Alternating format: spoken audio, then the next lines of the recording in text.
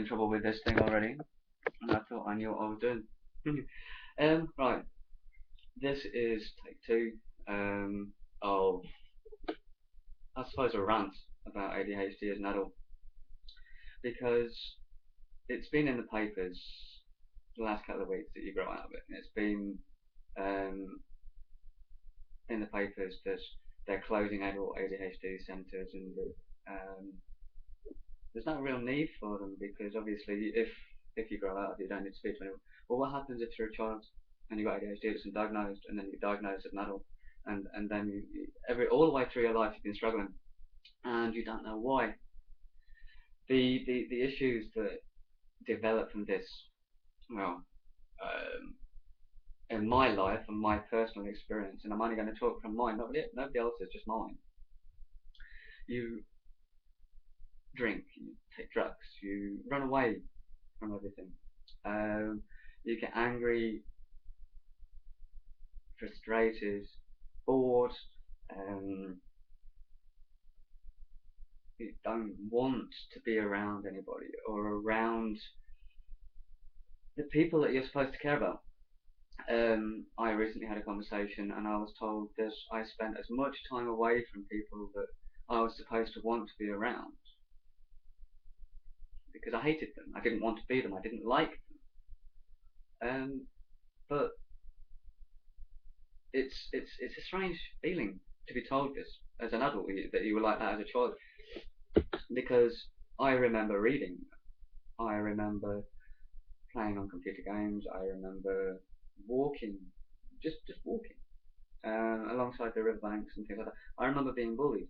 I remember shouting and screaming at my family members. I remember being very, very aggressive, and it wasn't because I was being horrible on purpose. I don't think. I don't know why, and I still to this day don't understand why I was so violent.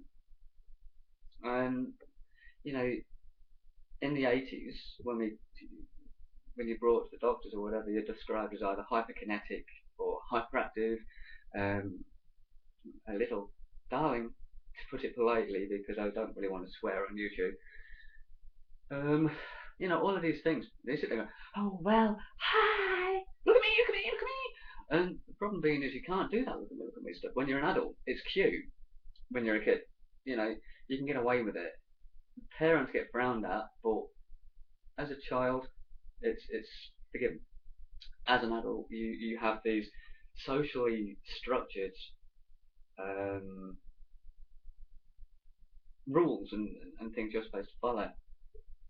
And what is this whole thing where you're supposed to get married, have children, go to work, get a job?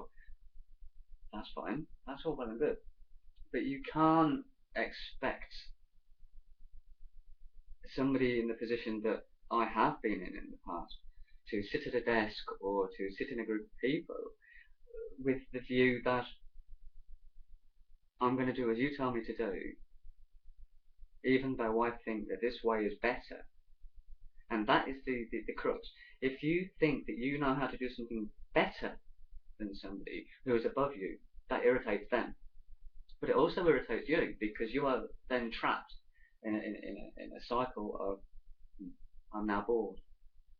I don't want to do this. I don't want to be around you. I don't want to be around you. I don't want to be around you. And then you start hearing everything else and going around you. You start giving it, well, I really don't want to be someone who is going to get fired from employment, from gainful employment. So you learn, and you learn to adapt. And in my case, I don't think I did learn to adapt properly, because obviously I'm not working in an office. I am unable to deal with too many people. And I believe that my aim should be to be an educator of sorts, not necessarily about ADHD or about English, maths, science, philosophy, whatever. It's just the experiences that I've had in life, I can then teach to my daughter, or I can teach anybody who wants to know. People don't necessarily want to know from me. If they don't want to have my opinion, then they shouldn't really ask me for it. If they want my opinion, I'll give it to them, and if they don't agree with it, then they don't agree with it. It's their want. It's the thing. It's the whole realization that when you give somebody some advice and they don't like it, you are the bad person. You are the person that's sitting there. Oh, it's all about you, isn't it? You are this, you are that. Feel sorry for me because you have given me this advice that, well, I didn't really want in the first place. Now, strange as it might seem, when you look around and you do this and you do that and you do the other, it's strange to me because I will turn around and say, let me think, get up in the morning, have a routine, make a cup of tea, do whatever, and then little things will interfere in this. And the little things that interfere are those things that you do care about, but you are unable to express the way you feel and the way that you are with them because it gets inside your head and starts slamming the doors. Whether or not this is a normal thing for those with ADHD or not, it's probably a very difficult thing to discuss because it's not real. It's a psychological problem. It's a problem whereby the medical services then try to get involved and turn around and say that you are likely to be a bad parent, or you can, or you may be a risk to others. Luckily, I'm not, and I have been told this. But that's not the point. The point is, when a child comes up to you and starts saying, "Daddy, why are you taking these tablets?" or "Daddy, I'm angry," you then worry, perhaps, that they're a little bit like you. And then you have the ignorance of other people who turn around and go, well, you're only looking for your children to be like you because you are like this.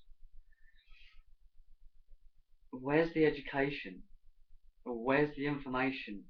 Where are the groups within the UK to join? You look at, you go to your local library because you're given this information pack at the hospitals and things like that. And Addis, Magic, ADHD awareness websites, this, that, and the other. People are forgetting to meet, or people are forgetting to post. People are pretty much doing what I do. I mean, I can't pay bills properly. I forget my own name sometimes, and then I kind of like go, oh well, I haven't paid that bill. Oh well, what can you do? What are they going to do to me that my head hasn't already done? To wit, to woo, as they say. It's the ramblings of a 34-year-old freak. No, because I'm not. What I am is I am somebody who is too direct, too to the point, and if people don't like that, well, I have to temper this because I don't care what people think to me outwardly. Inwardly, I always question myself. And it's not because of my upbringing, and it's not because of being bullied at school, although I was, and it's not because I'm thick and stupid and ignorant and all of these negative words that you get told. Oh, well, why can't you sit still? Why can't you sit and eat a meal? Your daughter's copying you because you're getting up, so she's going to stop eating. Well, I'm sorry, but I can't sit still. And if I cannot sit still, I have to move. It's nothing personal. It's not a personal attack. And yet, people around you, and well, from my experience, I'm not going to say from your experience, if you or otherwise, if you are here, it's you sit there and you go, well, hang on, I am not going to temper myself. Please excuse me, it's going to matter. I'm not going to temper myself with